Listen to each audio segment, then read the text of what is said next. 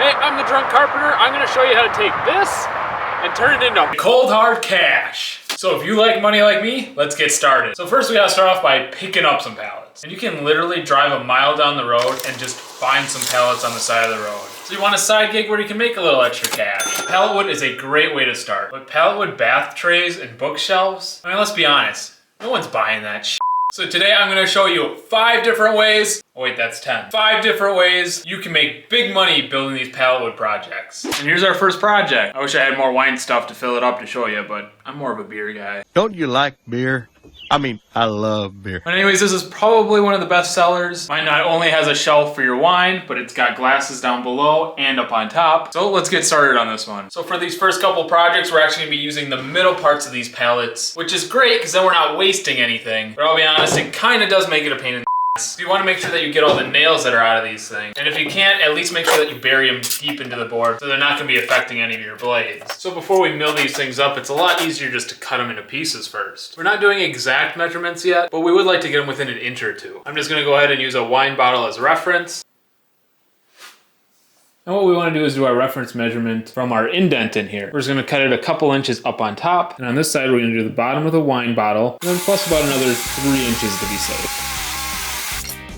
And since the inside of these notches are super dirty, and I milled the rest of the board, I'm just gonna go ahead and make a jig on the router table just to clean this up. Again, all of this is completely optional. A lot of the people like the rustic look, so honestly, you don't really have to sand or do any of this stuff. So once we got our side pieces all milled up, we're gonna make some measurements here. I'm thinking about 5 bottles of wine should be good for this. Again, just using my reference one, I set it, and then just use a little spacer and then measure 5 across. Save you guys some time, we'll go ahead and measure it. And we're looking at about 20 inches. Now we're gonna go ahead and cut a bunch of pallets to 20 inches and then mill those down too. And now that we got everything milled out, I wanna start doing with the shelf on here. We're gonna put a little shelf on here, and that's actually where the bottles are gonna sit. So since this is actually pretty important because we don't want these bottles to fall, we're gonna make sure the shelf is pretty secure. So I'm just gonna end up cutting a little inlay in here. That way our pallet wood board can sink in, and it's gonna be super strong, it'll never rip out. So we got all our pieces milled. We got our 2 side pieces and our 7 pieces of pallets. 1, 2, 3, 4, 5, 6, 7. 7. But we're gonna make a place to put all of our wine glasses. Bottom piece, we're gonna store them in upside down. So for that, we drilled some holes where they're gonna be able to sit. Drill them out and then cut the path where the stem's gonna go through with the jigsaw. So now that we got the bottom wine glass holder put together, all we gotta do is put together the whole thing. So not only am I using wood glue to put this together, I'm using my 16 gauge nail gun. This is gonna help me glue it, nail it, and then I can just keep moving. I won't have to clamp this all together. And you can throw a coat of stain on it like I'm doing here, or just leave it with the natural look. And just like that, we're done. As long as you got a bunch of pallet woods milled up, you can make a lot of these things. And there you have it. On mine, I like to put a little saying down here on the front, like wine time or wine o'clock. I don't know, the winos like it. But there you go. Let's go on to the next one. Next project, herringbone serving tray. Let's get at it. So our first step is gonna be to rip down our plywood backer here. I'm just using about 1/4 inch plywood. You don't need much when you're gluing on some heavier pallet woods right onto it. Remember, we're gonna be putting about a 1 inch border around this thing, so you're not ripping this to the full extent. So I got my backer, and I'm just gonna draw a line down the center so I know where my herringbone is going to be, right in the middle. Then I'm gonna figure out how long my pallet wood pieces have to be, and I'm just gonna go ahead and cut up a bunch of these. So I got all my pieces cut out, and I'm just gonna go ahead and put my backer right on the corner of my table here. I'm putting it on the corner so that I can easily put some clamps on it if I need. Grab my beer. But we got all our pieces out, so let's get rocking and rolling. So we can still see our line through the glue. So we're just gonna line up our pieces so that the line goes about halfway through at this point right here. Probably a good idea to kind of measure it out a little bit, making sure that your 45 is kind of lined up. And once you got it at a 45 and right where you want it, I'm just gonna go ahead and clamp this down. That way I know it's not gonna move. And we're just gonna go ahead and grab any extra small pieces and just fill in the gaps. There, now we just gotta let that dry. And yeah, doesn't that look professional? All right, so we got this thing all glued down, so let's go ahead and cut off this extra. I'm not doing anything fancy, I'm just grabbing my circular saw and putting it right next to that backer lining. If you're not too confident in yourself, you can go ahead and put this on a track, cut the 2 sides, and then put the rest on a table saw. Now that we got our centerpiece, all we gotta do is build our frame around it using our notched out pieces, and another piece of pallet for the sides. I'm just gonna attach this thing with a little wood glue and of course my nail gun so I can keep going.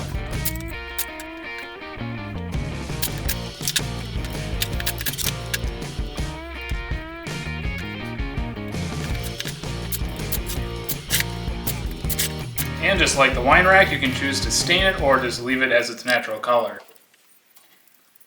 And next we just gotta add some handles. And there you have it, beautiful serving tray and easy money. So I get asked all the time how I get my pallets from roadside onto my shelf. And the answer is my new Avhirt reciprocating saw. This is a great new tool that every DIYer should have. It comes in a fancy box. It's got its own battery, blades, charging station. And not only is it a great tool just for cutting through wood, it's great for busting through these nails so I can get my pallets the way I need them. But it's also great for cutting PVC, metal, getting in those tight spots that you can't with other tools. And all in all, it's just an absolute fantastic tool that you're gonna wanna check out. I'll have a link down in the description to check this thing out. And for the month of November, I got a special discount for you guys. I'll have a promo code in the description as well that'll get you 10% off so you can make these crazy projects right along with me. And speaking about projects, let's get to the next one. So here's our next one.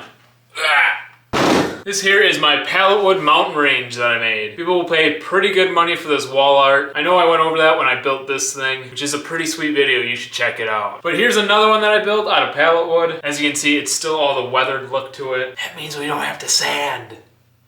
But this is another big money maker, so let's get started. So for something like this, you gotta find old weathered material. Oh, I'm so old. And like I showed earlier, it's pretty easy to get this stuff. I found a bunch of this stuff right next to that pallet wood pile. And then once you get all your material, and as you can see, you need quite a bit of it. I went ahead and planed one side of it. I wanted to plane one side so you can have a flat back. You also want to joint all the edges because you're going to be gluing up the back. And just like a tabletop, you're just going to glue this thing together. But I also recommend, since we're not sanding the front of it, go ahead and wipe all that glue off the front. It's going to be really hard to chisel that off without damaging your weathered look. And you want to make sure that you keep that. And then after your front's all glued up, all you got to do is come up with your design. And oof, that was a lot of work. Make sure you stay hydrated. After that beer break, all you got to do is put it back together. I'm just using a combination of wood glue and a 16 gauge nail gun. Since these pieces weren't milled down on all edges, you're definitely not going to have flat, perfect surfaces in the back. So the wood glue will help. You're also going to want to put some nails in there to make sure that it's more secure than just with the glue. Then we got to put a cap on this thing. What I mean by that is we're going to grab my sander, and all that gray weathered look that we like, well, we're just going to go ahead and sand that off. So we're going to sand off the gray, and that should leave us with some nice white wood,